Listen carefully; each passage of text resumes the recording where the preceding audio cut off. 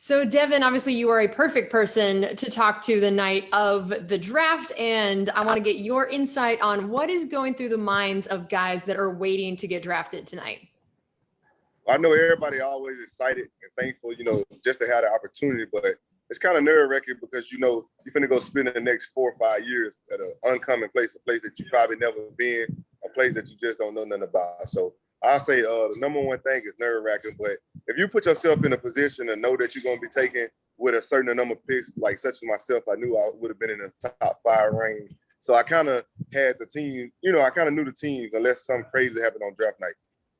And I was thinking about what it would be like to get drafted to a Super Bowl winning team, to a team coming off of a Super Bowl, and how that might change how they feel, how that might change what you guys expect of these rookies coming in, and how that's unique for this particular guy getting drafted. Yeah, I think that'd be crazy, especially with going to a great team. You always got a chance of, doing it again, especially if they coming off a Super Bowl win. So, like my buddy Clyde, I know he was very stoked about going to the Kansas City Chiefs last year. But, the number one thing that can kind of hurt with just going in and is knowing it's going to be a higher expectation, like an even greater expectation, because you're going to get held accountable every day because obviously the team that last won the Super Bowl definitely want to get back there, especially like ourselves. We got our whole team back. So it's nothing less but another Super Bowl for us. So there's going to be a lot of pressure on all the rookies that we get because, BA always preaches that he bring guys in to play. He don't bring them in to sit and wait. He trying to get them on the field so they can help the team.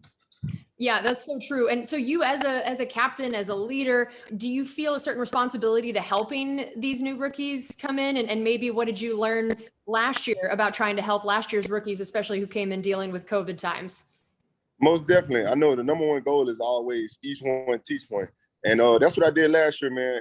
As Winfield and them came in, I grabbed them under the wing and I told them, like, this is how it's going to be. This is what's going to be expected. And, you kind of give them that extra motivation, that sense of hope. They got somebody that believe in them that's also playing at a high level. It'll make them more comfortable. And, that's the thing in the NFL. Confidence is key. So I just feel like, taking them under your wing, man, help you win. Because at the end of the day, you need those guys. That's why they come into the NFL, because they're great caliber players.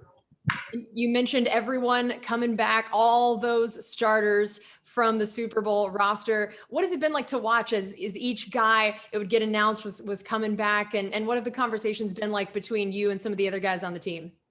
It's been good, but it's also been crazy because, that don't really happen all the time. So it's just been a blessing in disguise, man, just to know where our franchise has been over the last, decade or so, and just know how fast it turned around. And, having everybody that want to stay with us, everybody, taking less money to play with the brothers, just let you know we got a great brotherhood and we believe in one another, man. We kind of didn't want to break up the chemistry. And, I salute all those guys. Me and Sean, we always talking all the time, like, bro, I think we're going to get this person back. And the next thing you know, we get that person back. Vita was like, man, Sue coming back, because I was kind of unsure on what he was going to do. But at the end of the day, Jason Light and Bruce Aaron and the whole Glazer family, they all did a great job. So now I want to hear philosophical Devin. We're gonna get the deep side of Devin here. What are the biggest ways that you have grown or changed since getting drafted, on the field, off the field? Let's look back now at the draft at baby Devin coming in the league. Yeah, I'll say the number one thing is, especially like just being a student, even better student of the game, reaching out to different players, something that I didn't do at the younger age. I was just listening to my coaches and stuff. But as the older I got, I got accustomed to different players. Like I was able to reach out to Patrick Willis and he respond, just different players like that. And then also being a great NFL linebacker, like the Bobby Wagners of the league, they responded back to me, giving me tips on how they do things. And I said another great key component is taking care of my body.